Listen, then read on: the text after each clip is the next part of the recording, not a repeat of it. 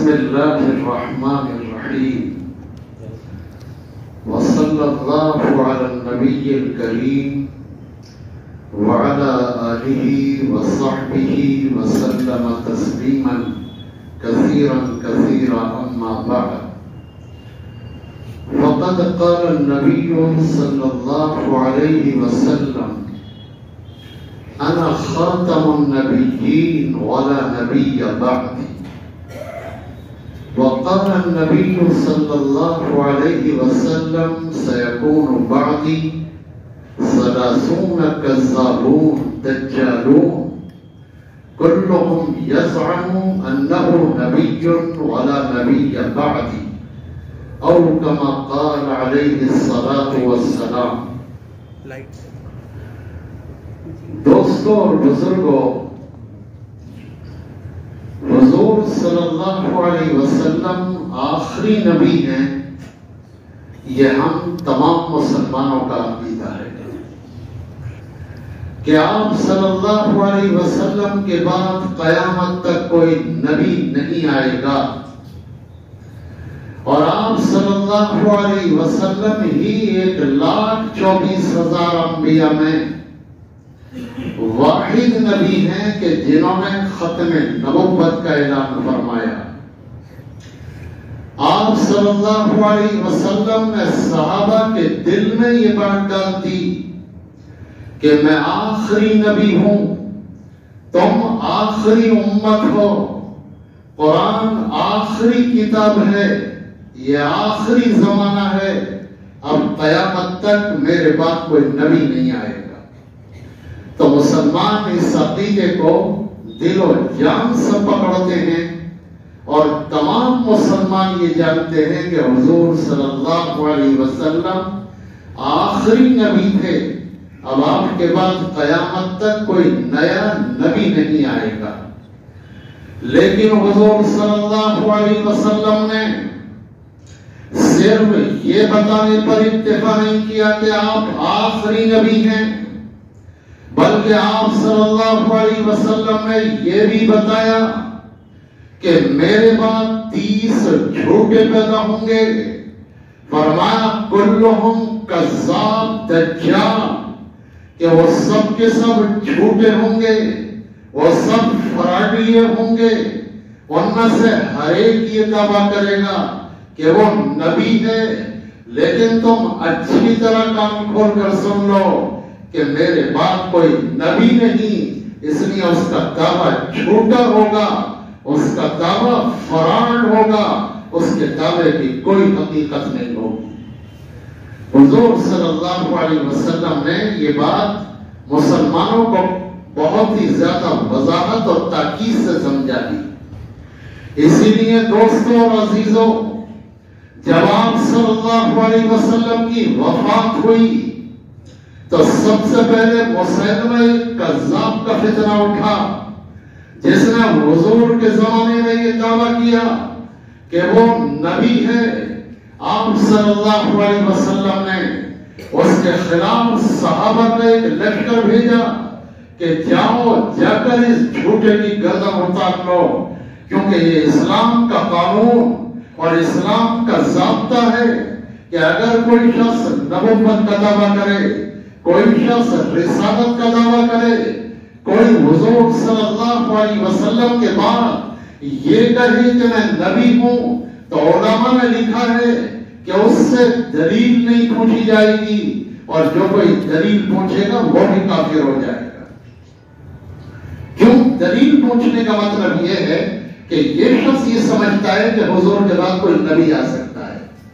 اس لیے یہ صریح مسئلہ ہے کہ امام ابو حنیفہ نے بیان فرمایا کہ اگر کوئی نبوت کا دعویٰ کرے تو اس سے دلیل نہیں پوچھی جائے گی، بلکہ اگر اسلامی حکومت ہوگی تو ظالم کی گردن مار دی جائے گی. تو صحابہ کرام کا یہ لشکر روانہ ہوا.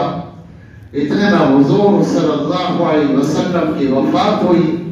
بہرحال صدیق اکبر نے اس لشکر کو بھیجا، اور یہ لشکر جب وہاں پر پہنچا تو اس نے مسیلمہ کذاب کے لوگوں سے جنگ کی، مقاتلہ کیا، اور جا کر مسلمہ کذاب کی گردن کاٹ دی۔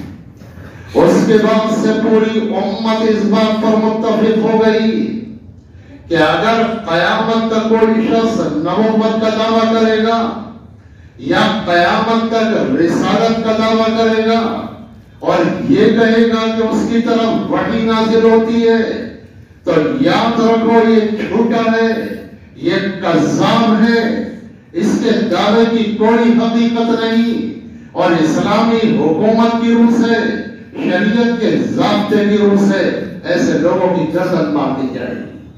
لیکن دوستوں اور عزیزوں، صورتحال اس وقت ایسی ہے کہ حضور صلی اللہ علیہ وسلم نے ارشاد فرمایا تھا کہ جب قیامت کا قرب آئے گا اور قیامت کا زمانہ آئے گا تو آپ نے فرمایا تھا کہ اس وقت فتنے اتنی تیزی سے اتریں گے جس طرح کے تسبیح کا دھاگا ٹوٹ جاتا ہے اور تسبیح کے دانے بکھر پڑتے ہیں۔ فرمایا کہ اس وقت فتنے اتنی تیزی سے ٹوٹیں گے۔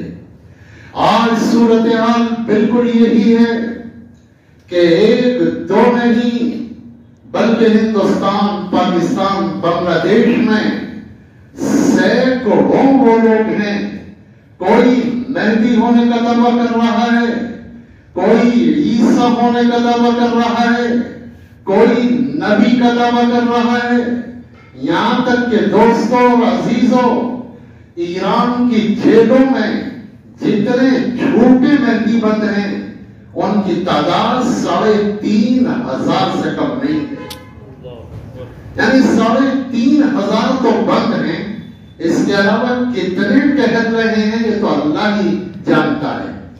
اور وجہ اس کی یہ ہے کہ سنیوں سے زیادہ شیعوں میں مہدی ہونے کا لوگ زیادہ دعویٰ کرتے ہیں۔ تو آج ایران کی جیلیں بھری پڑی ہیں اور بر صغیر ہند یعنی ہندوستان، پاکستان اور بنگلہ دیش میں کم سے کم 50 وہ لوگ ہیں جو نبی ہونے کا، مہدی ہونے کا اور عیسیٰ ہونے کا دعویٰ کر رہے ہیں۔ لیکن دوستوں اور عزیزوں اگر دیکھا جائے تو ان میں سب سے زیادہ خطرناک، سب سے زیادہ مکار اور سب سے زیادہ جو خبیث ہے وہ ہندوستان کا شکیل بن حنیف ہے، جس کے فتنے سے ہم اور اس وقت آپ کی یہ بستی دو چار ہے۔ اس سے زیادہ خباثت کا مظاہرہ کسی نے نہیں کیا۔ ہندوستان ایک ایسا ملک ہے کہ اگر یہاں پر کوئی خدائی کا دعویٰ کر دے تو اسے بندے مل جائیں گے، اگر کوئی رسالت کا دعویٰ کر دے تو اسے امتی مل جاتے ہیں، اگر کوئی امامت کا دعویٰ کر دے تو اسے مقتدی مل جاتے ہیں۔ ہندوستان کسی کو مایوس نہیں کرتا، کوئی کچھ بھی دعویٰ کر دے، یہاں پر نہ کوئی روک ٹوک ہے اور نہ طاقت سے روکا جا سکتا ہے۔ نتیجہ یہ ہے کہ لوگ دعویٰ کرتے رہتے ہیں اور ان کے دعووں کو کچلنے کے لیے نہ ہمارے پاس طاقت ہے، نہ قوت ہے، نہ شوکت ہے، اور یہ سب بے لگام گھوڑوں کی طرح اسی طرح اسلام کی کھیتی کو چوپٹ کرتے چلے جاتے ہیں۔ آج سب سے زیادہ علمیہ کی بات یہ ہے کہ شکیل بن حنیف جو جاہل ابن جاہل ہے، یعنی شریعت سے بالکل ناواقف ہے، وہ شاید بی پاس ہے، بس وہ عربی زبان نہیں جانتا، وہ اردو بھی نہیں جانتا، وہ شریعت کو نہیں جانتا، اس نے قرآن کے معنی کو نہیں سمجھا، نہ حدیث کے معنی کو سمجھ سکتا ہے، وہ کچھ بھی نہیں جانتا، لیکن اس نے پہلے دعویٰ تو یہ کیا کہ وہ مہدی ہے اور پھر اس کے بعد دعویٰ یہ کیا کہ وہ عیسیٰ بھی ہے۔ ایک صاحب نے مجھ کو بتایا کہ شکیل نے پروگرام یہ بنایا تھا، اپنے بڑے بھائی سے یہ طے کیا تھا کہ میں تو مہدی بن جاؤں گا، پھر جب میری مہدویت کا کاروبار چلنے نکلے گا تو تم عیسیٰ بن جانا۔ یعنی ایسے ایسے گڑیا گڈوں کے کھیل کھیل رہے نہ ہے، انہیں بالکل ذرہ برابر بھی شرم نہیں ہے۔ اب جب مہدی یہ بن گیا تو مہدی بننے میں مزہ آیا بہت زیادہ. تو اس نے یہ سوچا کہ اگر میرا بھائی عیسیٰ بن گیا تو اس کی پوچھ تو بڑھ جائے گی، میری گر جائے گی. تو اس نے کہا نہیں، عیسیٰ بھی میں ہی بنوں گا. تو اس نے عیسیٰ ہونے کا بھی دعویٰ کر دیا. شکیل جو ہے یہ بہار کا رہنے والا ہے، یعنی بہار میں بھی رتن پور ایک بستی ہے، وہاں کا یہ رہنے والا ہے. اور یہ کسی سے ملتا نہیں ہے، ملاقات نہیں کرتا ہے، بالکل زمین دوز انداز میں رہتا ہے. یعنی خفیہ طریقے پر اس کا نیٹ ورک چلتا ہے اور خاموشی کے ساتھ وہ کام کرتا ہے. نہ کسی سے ملاقات کرتا ہے، نہ ملاقات کرنے کی اجازت دیتا ہے، اور نہ ہی کوئی انجان شخص اس کے پاس جا سکتا ہے. جب شکیل دہلی میں رہتا تھا یہ، تو دہلی میں اس کے سر میں سودا سمایا کہ مجھے مہدی بننا چاہیے. تو وہاں پر ایک محلہ ہے نبی کریم. تو نبی کریم میں اس نے دعویٰ کر دیا کہ میں مہدی ہوں. وہاں کے لوگوں کو جب پتا چلا تو انہوں نے اس کی پٹائی کر کے وہاں سے نکال دیا. اب یہ آیا لکشمی نگر، ایک دوسرا محلہ تھا، وہاں پر آ کر اس نے لکشمی نگر میں آ کر پھر محدودیت کی دکان سجائی. پہلے یہ جماعت کے حلقے سے جڑ گیا، اور جب جماعت کے حلقے سے اس کی وابستگی مضبوط ہو گئی، لوگوں سے تعلق قائم ہو گیا، لوگوں سے پہچان بن گئی، ٹھکانہ مل گیا، اور اس نے اپنی خوب غربت کا اظہار کیا تاکہ لوگوں کو رحم آئے. تو پھر اس کے بعد اس نے خفیہ مجلسیں شروع کر دی، جسے یہ کہتا تھا روحانی مجلس. بہرحال وہاں کے لوگوں کو جب معلوم ہوا تو رمیش پال کی مدنی مسجد میں اس کی پٹائی کی گئی، اس کا سر پر استرا چلایا گیا، اور وہاں کی مسجد میں رات میں میٹنگ بلائی گئی جس میں شکیل بھی موجود تھا. شکیل سے سب نے یہ کہا کہ تو نے یہ دعویٰ کیوں کیا ہے. وہاں پر جب شکیل نے لوگوں کے تیور دیکھے تو اس نے کھڑے ہو کر خود یہ اعلان کیا کہ مجھ سے یہ غلطی ہوئی، اور آئندہ میں آپ سب کے سامنے اقرار کرتا ہوں کہ ایسا شیطانی دعویٰ کبھی نہیں کروں گا، اور آپ کے سامنے توبہ کرتا ہوں. لوگوں نے یہ کیا کہ توبہ تو تم کرتے ہو لیکن اس محلے کو خالی کر دو.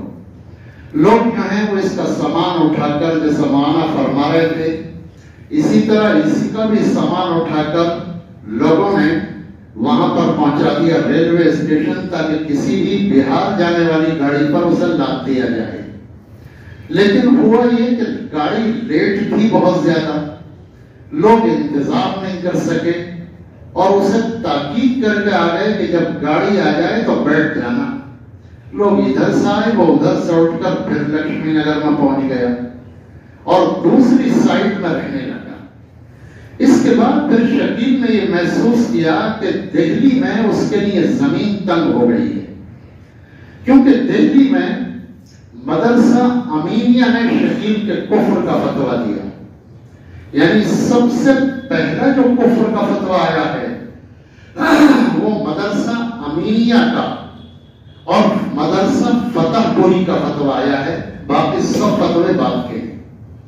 انہوں نے اس کے کفر کا فتویٰ دیا اور کہا کہ شکیل کو دہلی سے نکال دیا جائے. نتیجہ یہ ہوا کہ شکیل نے محسوس کیا کہ دہلی کی زمین اب تنگ ہو گئی، چنانچہ اس نے مہاراشٹر کی ایک بستی ہے اورنگ آباد میں جس کا نام ہے پڑے گاؤں، وہاں پر آ کر ایک اراضی خریدی اور وہاں مہدی نگر بسایا. وہ اراضی پہلے قادیانیوں نے خریدی تھی، تو قادیانیوں کو وہاں کے مسلمانوں نے بھگا دیا تھا، لیکن شکیل نے یہ ظاہر کیا کہ وہ تبلیغی جماعت کا آدمی ہے. شکیل یہ بھی ظاہر کرتا ہے کہ وہ مرکز نظام الدین میں رہتا تھا، اور حضرت مولانا انعام الحسن صاحب رحمۃ اللہ علیہ کے بہت قریب تھا. یہ بالکل غلط بات ہے. نہ یہ مرکز نظام الدین میں رہتا تھا، نہ حضرت جی سے اس کا کوئی تعلق تھا. کیسے رہتا تھا؟ صورتحال یہ ہے کہ دہلی میں جو مختلف حلقے ہیں ان کی خدمت کی باری لگتی ہے مرکز میں کہ فلاں جمعرات کو ان کی خدمت کی باری، فلاں دن ان کی خدمت کی. تو شکیل جس حلقے میں رہتا تھا اس حلقے کی بھی باری لگ جاتی تھی بس. تو اسی پر اس نے یہ بتا دیا کہ حضرت کی گویا مجھے سے مشورہ کرتے تھے. آدمی اسی طرح تو کہتا ہے، اسی طرح اپنی اہمیت بتاتا ہے. تو جب شکیل کا فتنہ پیدا ہوا تو میں نے شکیل کے خلاف پہلے ایک کتاب لکھی اور اس کا نام رکھا مہدی کذاب شکیل بن حنیف، یعنی جھوٹا مہدی، فراڈیا مہدی شکیل بن حنیف. پھر اس کتاب کو لکھ کر ہم نے نیٹ پر ڈال دیا. شکیل نے 1 سال کے بعد اس کا جواب دیا اور جواب دے کر وہ یہ سمجھ رہا تھا کہ بہت بڑا تیر مار دیا اس نے جواب دیا. ہم نے جواب کا بھی ایک دم جواب دے دیا. الغرض شکیل بھی جواب دیتا رہا اور ہم بھی جواب دیتے رہے. ہم نے شکیل کو مناظرے کا چیلنج بھی دیا، شکیل کو بحث کا چیلنج دیا اور شکیل کو مباحلے کا چیلنج دیا. دیکھیے مباحلہ کیا ہوتا ہے یہ سمجھیے. حضور صلی اللہ علیہ وسلم کے پاس نجران کے عیسائی آئے، یمن کے عیسائی، اور آپ صلی اللہ علیہ وسلم سے پوچھا کہ آپ کی دعوت کیا ہے. آپ صلی اللہ علیہ وسلم نے بتایا کہ میں آخری نبی ہوں. تو انہوں نے حضور کی نبوت کو ماننے سے انکار کر دیا. آپ صلی اللہ علیہ وسلم نے کہا کہ مباحلہ ہوگا، تم بھی اپنے بچوں کو لے آؤ اور ہم بھی اپنے بچوں کو لے آئیں.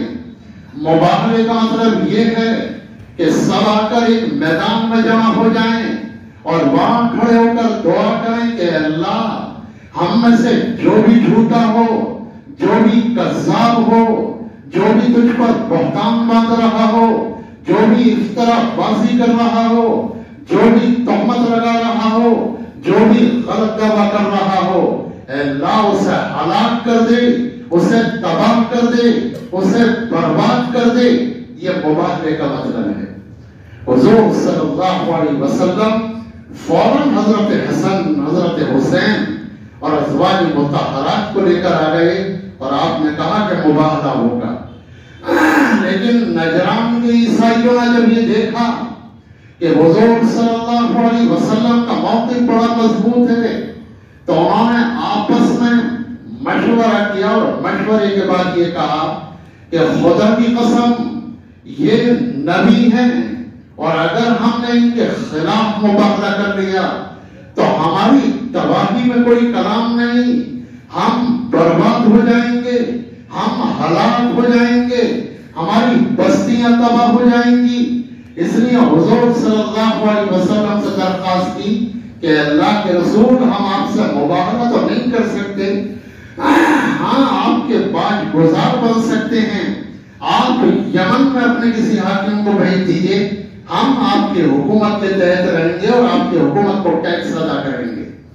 تو آپ صلی اللہ علیہ وسلم سے انہیں مباحلہ کرنے کی ہمت نہیں ہوئی.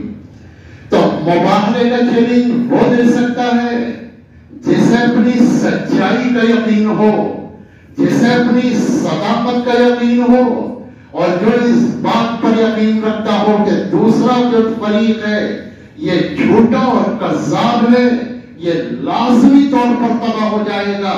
اور جس فریق کے دل میں ذرا بھی ڈر ہو یا خوف ہو یا وہ موقع سے بھاگ جائے تو سمجھ جائیے کہ یہ جھوٹا ہے، اس کے دعوے میں کمزوری ہے، اس لیے یہ مباحلے کے لیے تیار نہیں. تو میں نے شکیل کو چیلنج دیا کہ اگر تو سچا ہے تو سامنے اور نکل کر ہم تیرے خلاف مباحلہ کرنے کو تیار ہیں. لیکن شکیل مباحلہ کرنے کو بھی تیار نہیں ہوا، بس اندر اپنے بل میں بیٹھ کر وہ گالیوں کی گردان کرتا رہا اور اسی طرح کسبت دکھاتا رہا. ہمارے خلاف اس نے 4 کتابیں لکھی لیکن میں نے اس کے خلاف 5 کتابیں لکھی اور میں نے اسے یہ چیلنج دیا کہ اگر تو کتابیں لکھتا رہے گا تو ہم قیامت تک تیرا پیچھا کرتے رہیں گے اور تو ختم نبوت کے جیالوں سے واقف نہیں، ختم نبوت کے سپاہیوں سے واقف نہیں، تو اگر کہیں بھی جائے گا، دنیا کے جس خطے میں جائے گا، تو اگر چاند پر بھی جائے گا یا مریخ پر جائے گا تو ختم نبوت کے جیالے وہیں پر پہنچ کر تیرا تعاقب کریں گے اور تجھ کو اس طرح آزاد اور دناتا ہوا کبھی نہیں چھوڑیں گے۔ شدید سے میں نے یہ کہا بار بار کہ اگر تجھے اپنے مہدی ہونے کا دعویٰ ہے تو حضور صلی اللہ علیہ وسلم نے ارشاد فرمایا کہ جو مہدی ہوگا، فرمایا کہ المہدی منا، مہدی ہمارے خاندان سے ہوگا۔ حضور نے فرمایا المہدی من عترتی، مہدی میری نسل سے ہوگا، اور آگے فرمایا المہدی من ولد فاطمہ، مہدی فاطمہ کی اولاد سے ہوگا۔ حضور صلی اللہ علیہ وسلم نے بالکل 2-4 کی طرح وضاحت کر دی ہے۔ اب اس میں کوئی فلسفہ تو ہے نہیں کہ کسی بھی طرح کی گھماؤ اور پھراؤ کیا جائے۔ میں نے شکیل سے کہا کیا تو فاطمہ کی اولاد ہے؟ کیا تو حضور کے خاندان سے ہے؟ کیا تو سید ہے؟ تو شکیل سید ہونے کا جھوٹ تو نہ بول سکا، کیونکہ پہلے اس نے ایک دعویٰ کر دیا تھا کہ میں پٹھان ہوں۔ اب پتہ نہ پٹھان بھی ہے یا نہ، دیکھنے میں تو دلیل سا لگتا ہو۔ پٹھان تو بڑے خوبصورت ہوتے ہیں، لمبے چوڑے ہوتے ہیں۔ اس کا حال یہ ہے کہ کپڑے جو پہنے ہوئے ہوتا ہے اس طرح جیسے بانس پر کپڑا لٹکا دیا ہو، اتنا ہڈیوں کا ڈھانچہ بن چکا ہے، اور رنگ جو ہے اس کا بہت پکا پختہ رنگ ہے بالکل، تو دیکھنے میں وہ دلت لگتا ہے۔ دیکھیے کسی کی صورت کے بارے میں کسی کو تبصرہ کرنے کا حق نہیں ہے، لیکن جب حضور نے مہدی کی صورت کے بارے میں بتایا ہے تو ہم شکیل کی صورت کو تو ناپ کر ضرور دیکھیں گے، پھر تو ہمیں حق ہے کہ ہم شکیل کی صورت پر تبصرہ کریں۔ میں نے کہا کہ جب حضور صلی اللہ علیہ وسلم نے یہ بات ارشاد فرمائی کہ مہدی میرے خاندان سے ہوگا، فاطمہ کی اولاد ہوگا، خانوادہ نبوت سے ہوگا، تو تیرا خانوادہ نبوت سے جب تعلق نہیں تو تو مہدی کیسے ہو سکتا ہے؟ تو اس نے کیا کہا کہ جب میں مہدی ہوں تو میرا کوئی نہ کوئی تعلق ہوگا ہی۔ یہ ہوگا یہ وہ چیز ہے کہ جب دلیل نہیں ہوتی تو آدمی ہوگا کرتا ہے، جب کوئی بات یقینی نہیں ہوتی۔ میں نے کہا حضور صلی اللہ علیہ وسلم نے یہ ارشاد فرمایا کہ مہدی مدینہ منورہ کا ہوگا، مہدی مدینے کا باشندہ ہوگا، اور تو جو ہے تو دربھنگے کا رہنے والا ہے، تیرا مہدی ہونے سے کیا تعلق؟ تو کہتا ہے دربھنگے سے مراد مدینہ کی ہے۔ اب جو چاہو پکڑو۔ کوئی آدمی بمبئی سے آئے اور کہے یہ سورت ہے، بولے نہ سورت نہیں ہے، یہ بمبئی ہے۔ بولے بمبئی کیسے؟ سورت سے مراد بمبئی۔ اب ایسے آدمی کی پٹائی کے علاوہ کوئی علاج ہے اس کا؟ دنیا کی کسی عدالت میں کوئی شخص اس طرح کا دعویٰ نہیں کر سکتا، اور کرے گا تو جج فوراً سے ہتھکڑیاں پہنا دے گا۔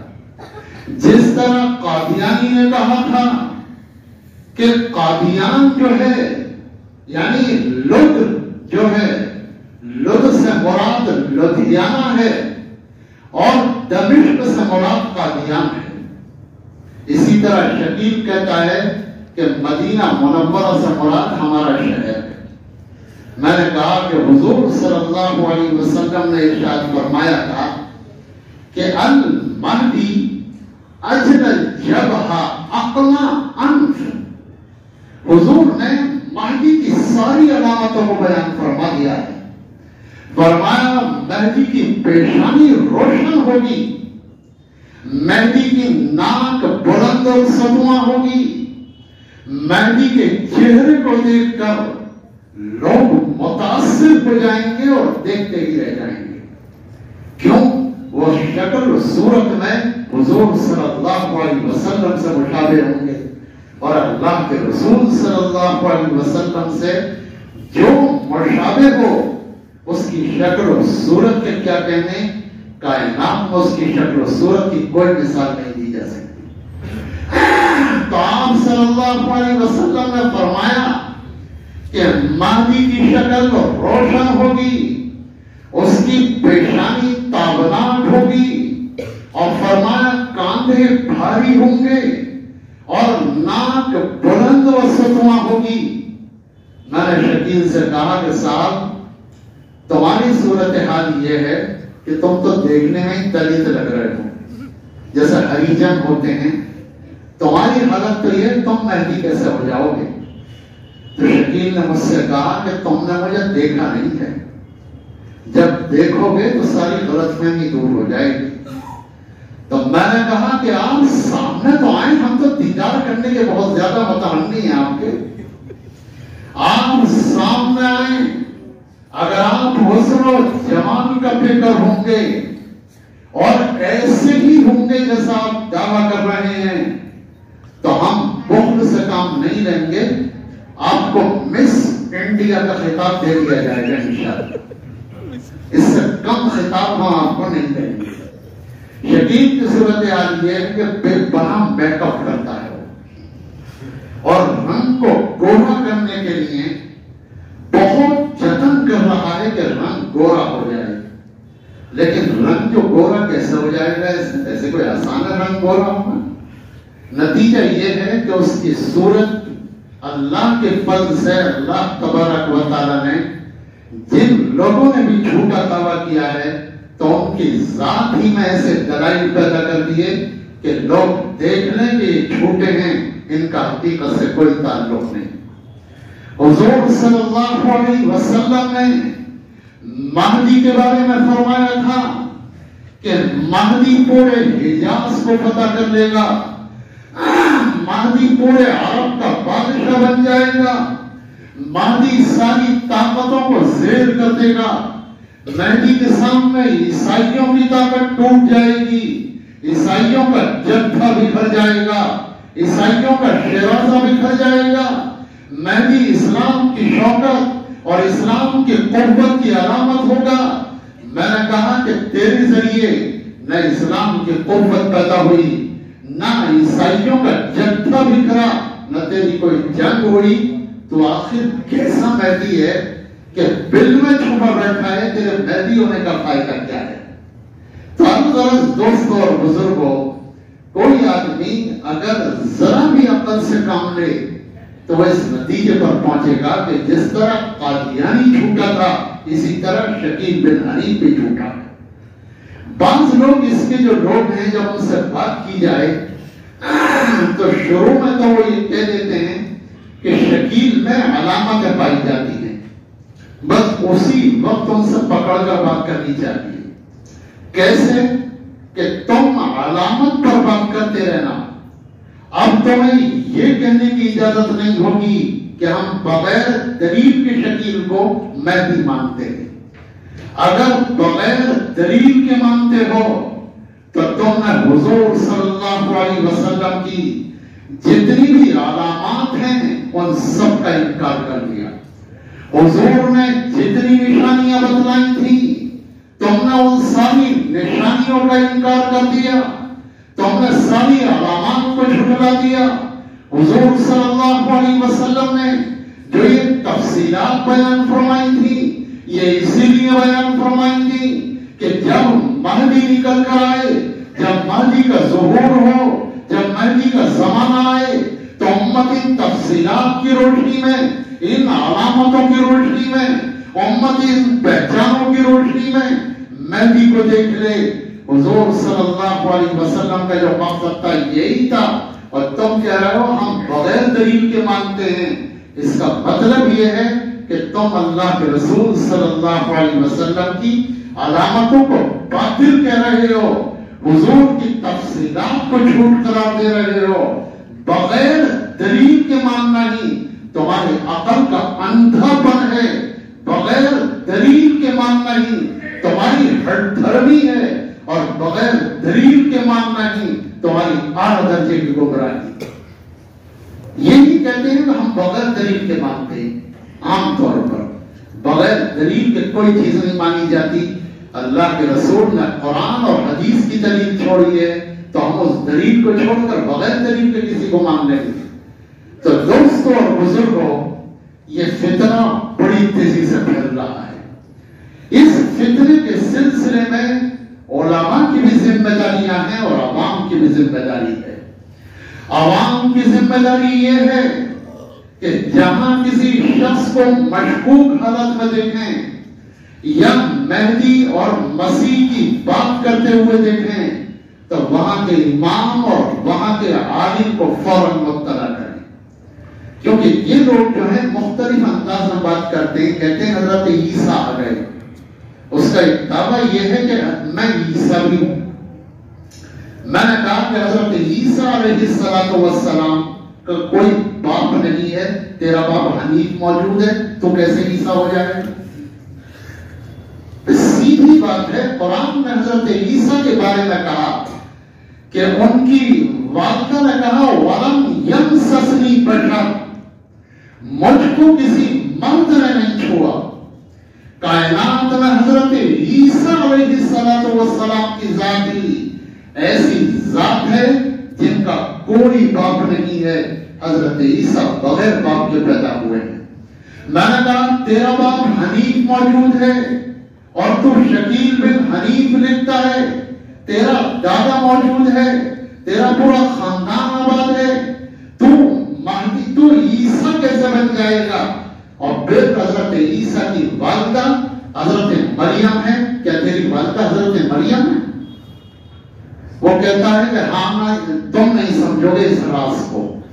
جب کوئی بات سمجھ میں نہیں آتی تو آدمی یہی کہہ دیتا ہے کہ تم نہیں سمجھو گے اس راز کو۔ نہیں سمجھیں گے تو دعوت کیسے دے رہا ہے؟ دعوت کا تو مطلب ہی ہے کہ ہر آدمی سمجھے، اور دعوت راز نہیں ہوا کرتی۔ حضور صلی اللہ علیہ وسلم نے کیا کہا؟ دعوت دی، ایھا الناس قولوا لا الہ الا اللہ تفلحوا۔ حضور کی دعوت دو چار کی طرف سے تھی کہ اے لوگو اللہ کی خدائی کا اقرار کر لو، اور یہ 360 جو بت ہیں ان سب کا انکار کر دو تو تم کامیاب ہو جاؤ گے۔ نہ کوئی راز تھا، نہ کوئی بھید تھا، نہ کوئی چھپی ہوئی چیز تھی، اور تو دعوت دے رہا ہے تو راز کہاں سے آ گیا؟ حضرت عیسیٰ علیہ السلام کے بارے میں آتا ہے کہ وہ آسمان سے اتریں گے۔ حضرت عیسیٰ آسمان سے اتریں گے۔ میں نے کہا کہ حضرت عیسیٰ تو آسمان سے اتریں گے، تو بہار میں پیدا ہوا ہے، تو عیسیٰ کیسے ہو گیا؟ بولے نہیں، آخری زمانے میں پیدا ہوں گے وہ۔ میں نے کہا حضرت عیسیٰ موجود ہیں آسمانوں میں، تو پیدا کیسے ہوں گے وہ؟ تو حضرت عیسیٰ علیہ السلام کے بارے میں آتا ہے کہ جب وہ آسمان سے اتریں گے تو ان کے بال ایسے ہوں گے کہ بالوں سے پانی کے قطرے ٹپک رہے ہوں گے، اس طرح جیسا کہ کوئی شخص غسل کر کے آتا ہے اور تولیہ سے صاف نہیں کرتا تو پانی کے قطرے ٹپکتے ہیں۔ اس طرح حضرت عیسیٰ علیہ السلام تشریف لائیں گے۔ تو شکیل اتنا مکار اور فراڈی ہے کہ وہ ایسا کریم لگاتا ہے کہ اس کے بالوں سے ہر وقت قطرے نکلتے رہتے ہیں۔ ہندوستان کو یہ جو زمانہ ہے، ایڈوانس ٹیکنالوجی کا زمانہ ہے، تو اس میں ایسے کریم، ایسی دوائیں، ایسے لوشن، ساری چیزیں موجود ہیں۔ تو مستقل لگاتا ہے اور جنہیں نئے لوگوں کو لے کر جاتا ہے ملاقات کے لیے، تو وہ دیکھتے ہیں، انہیں دکھاتے ہیں، دیکھو قطرے ٹپک رہے ہیں خود بخود، اور وہ سب قطرے جو ہیں وہ سب اس لوشن اور اس کریم کی کرشمہ سازی ہے۔ تو الغرض نہ وہ مہدی ہے، نہ وہ عیسیٰ ہے، پرلے درجے کا جھوٹا ہے، لیکن عوام کیونکہ دین کو نہیں جانتی، ناواقف ہے، اس لیے عوام اس کے دامن میں پھنس رہی ہے، اور لوگ سینکڑوں کی تعداد میں شکیل کا دامن تھام کر محمد رسول اللہ صلی اللہ علیہ وسلم کے دین سے دور ہو چکے ہیں۔ تو دوستوں اور عزیزوں، سب سے پہلی ذمہ داری عوام کی ہے۔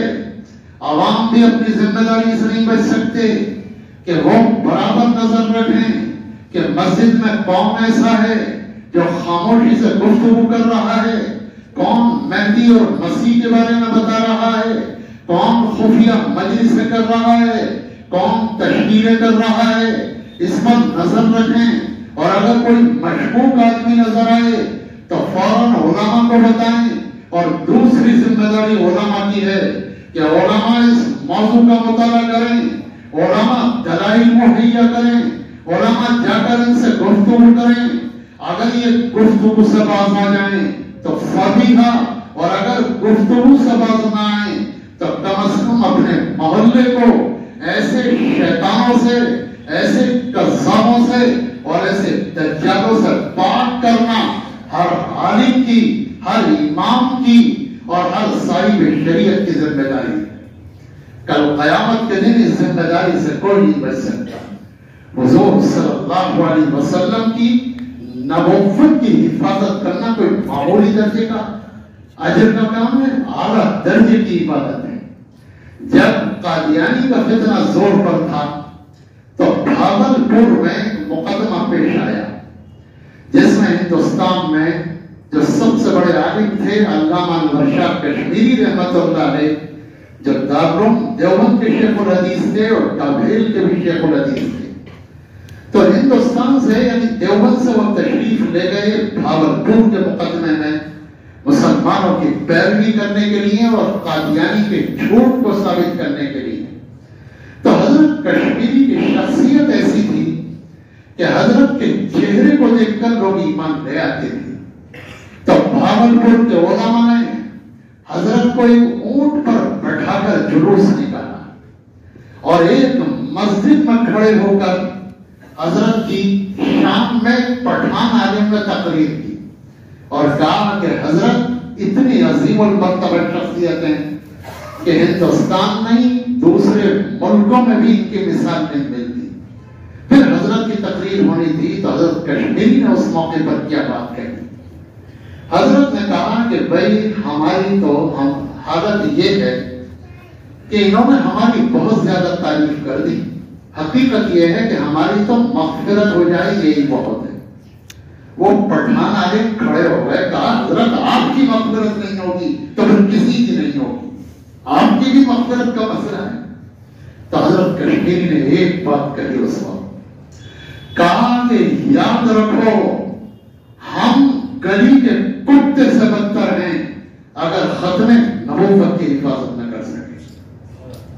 ہم گلی کے کتے سے بدتر ہیں۔ کیا عجیب بات کہی حضور نے۔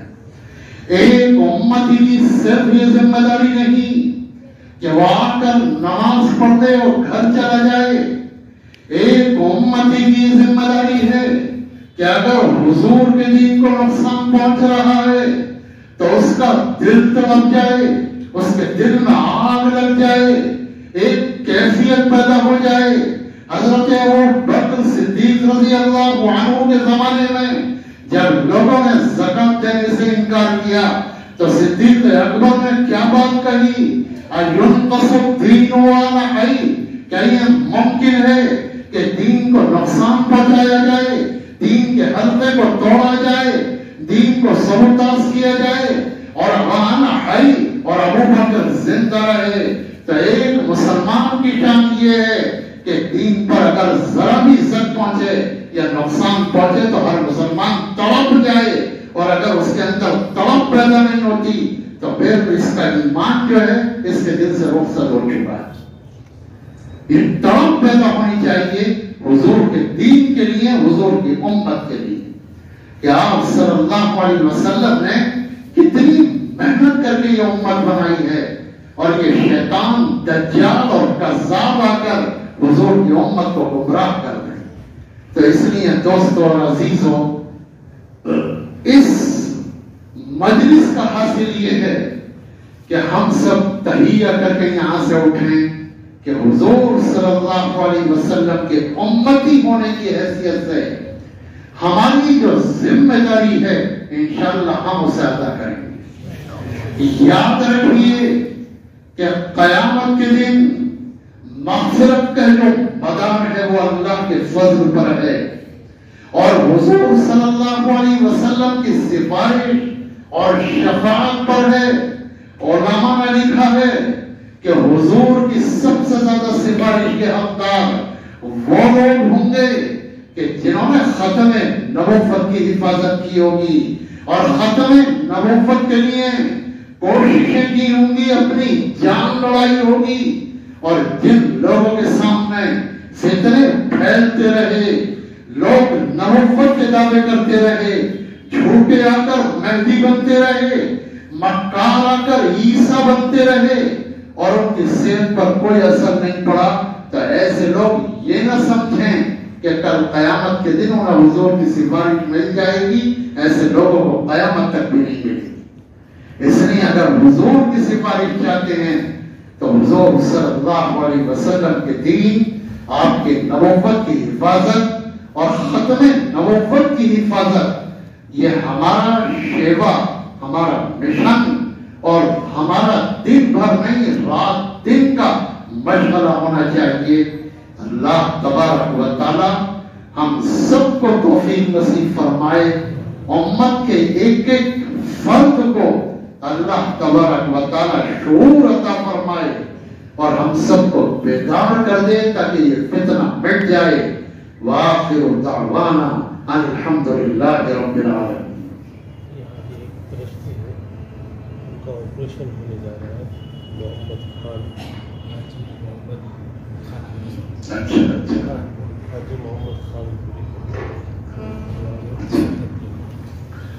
اللهم انت السلام ومنك السلام، تباركت ربنا وتعاليت يا ذا الجلال والاكرام، وصلى الله على النبي الكريم وعلى آله وصحبه وسلم تسلیما کثیرا کثیرا۔ اے اللہ ہمارے یہاں پر جمع ہونے کو قبول فرما۔ اے اللہ ہم تیرے رسول کی ختم نبوت کی حفاظت کے لیے یہاں جمع ہوئے ہیں۔ اے اللہ ہم کیا اور ہماری بساط کیا، لیکن اے اللہ بہرحال تیرے نبی کے امتی ہیں۔ اے اللہ ہمارے جمع ہونے کو قبول فرما۔ اے اللہ فتنوں کو مٹا دے، اے اللہ ہمارے دل میں شعور پیدا فرما دے، خدا ہمیں ذمہ داری کا احساس دے دے، حضور صلی اللہ علیہ وسلم کی محبت پیدا فرما، آپ کی امت کا عشق پیدا فرما، اے اللہ آپ کے دین کا عشق پیدا فرما دے۔ اے خدا مند قدوس کل قیامت کے دن ہمیں رسول اللہ صلی اللہ علیہ وسلم کی شفاعت کا مستحق بنا دے۔ اے اللہ ہمارا بیڑا پار کر دے، ہمیں مغفرت سے نواز دے، اپنے فضل و کرم کی بارش فرما دیجئے۔ اے اللہ جو ہم سے درخواست کی ہے حاجی محمد خان پوری نے، اے اللہ انہیں صحت و عافیت نصیب فرمائے اور ان کے آپریشن میں کامیابی نصیب فرما دیجئے۔ الہ العالمین، اور جن لوگوں نے بھی اپنے دل میں درخواست کرنے کی کا ارادہ کیا تھا، اے اللہ ان سب کے مقاصد میں کامیابی نصیب فرما دے۔ اے اللہ اس فتنے کو مٹا دے، ہم سب کو اس فتنے کی سرکوبی کے لیے قبول فرما دے۔ اے اللہ سورت کے شہر کی حفاظت فرما، خدا تمام شہروں کی حفاظت فرما، اور مولا کریم جس طرح تو نے مسیلمہ کذاب کے فتنے کو مٹا دیا اور وہ تاریخ کی سلوٹوں میں گم ہو گیا، اے اللہ اسی طرح اس شکیل کذاب کے فتنے کو مٹا دے اور اللہ اسے تاریخ کی سلوٹوں میں گم کر دے۔ مولا کریم تیری بڑی شان ہے، اے اللہ تو بڑی طاقت والا ہے، تو غلبے والا ہے۔ مولا کریم ہم سب کو اس محاذ پر کام کرنے کی توفیق عطا فرما، مرتے دم تک کام لے لے اور اللہ آخرت میں حضور صلی اللہ علیہ وسلم کی سفارش اور شفاعت ہمیں نصیب فرما دے۔ اے اللہ جو کچھ مانگا ہے وہ بھی عطا فرما دیجئے، جو مانگنے سے رہ گیا وہ بھی عطا فرما دیجئے، اور اللہ ہماری دعاؤں کو اپنے فضل و کرم سے قبول فرما لیجئے۔ ربنا تقبل منا انك انت السميع العليم وصلى الله على النبي الكريم برحمتك يا ارحم